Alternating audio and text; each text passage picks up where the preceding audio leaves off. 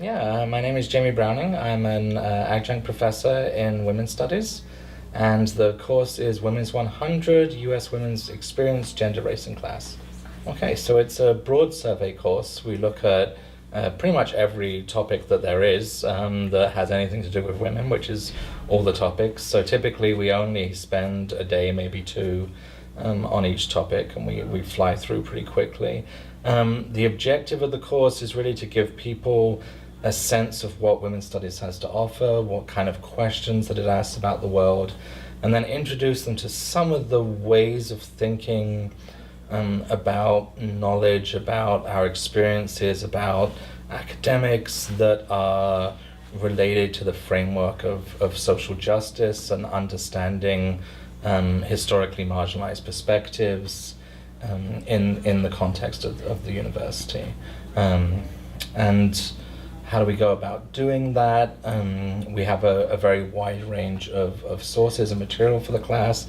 I try and keep the sources very short to give students an opportunity to really engage with them rather than kind of flooding them with reading.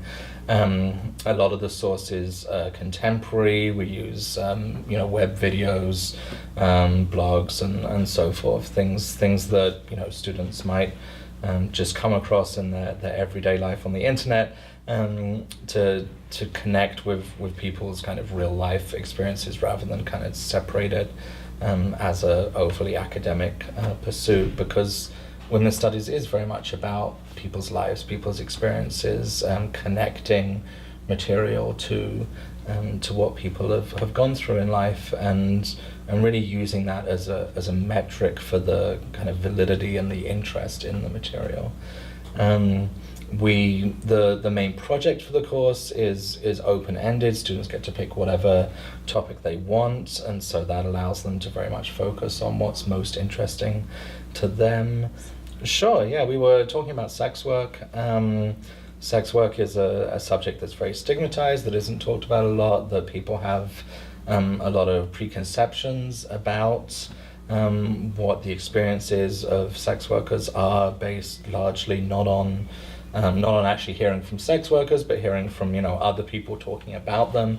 And so what we try and do is destigmatize that. Some is actually hear from sex workers. So the materials we read for that week are direct testimony from people that have done sex work about their experiences. And I think that ties into a philosophy for the course in general, that we want to hear what people's lives are like from their mouths, from how they experience, and accepting that there are many different perspectives on different aspects of society, that this isn't just something that there can be a right answer to, but that we really have to listen to people, and also have to respect that the experiences of people that are directly involved in something are as valid, if not more valid, than the experts that we often hear from, right? A lot of our experiences of the world get filtered through NGOs, non-profits, people doing work trying to save people,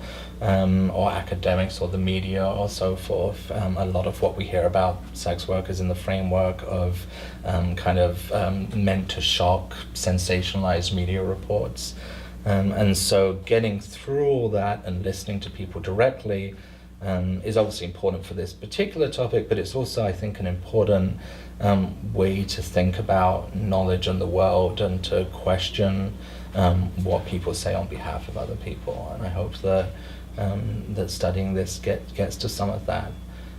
So we asked some difficult questions, and it's certainly, there are no conclusions. There's in some cases some very polarized, fierce opinions on the subject within women's studies, not just outside. But and I try and kind of present those in a way that is reasonably fair to the different arguments. I try not to give a final answer or anything. There are no right answers in this course. There's a lot of space for people to figure out what their position is, and try and understand.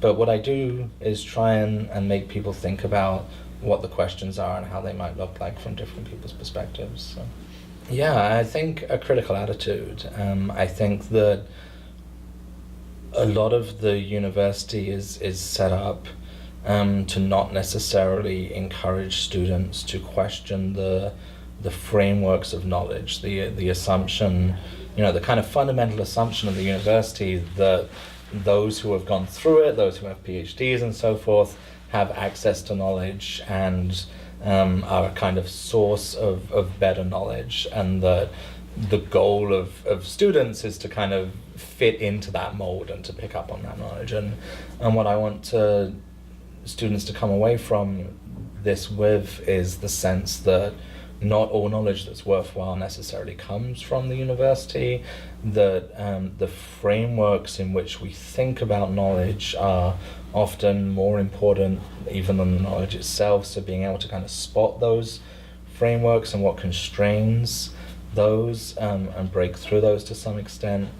And in doing that, I think what's really important is developing trust, both trust in yourself and your own experiences, and how to value your own experiences even if maybe they don't fit into the mainstream experiences that are in the materials we read.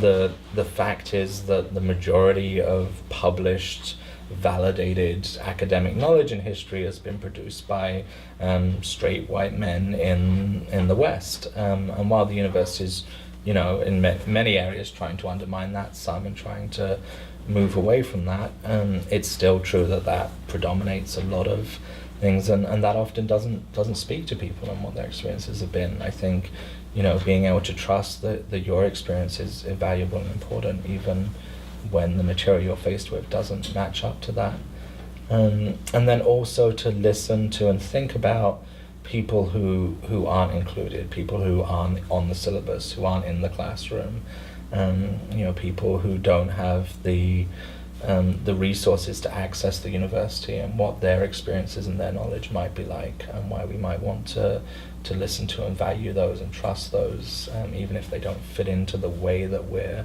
used to thinking about valid knowledge as opposed to, yeah.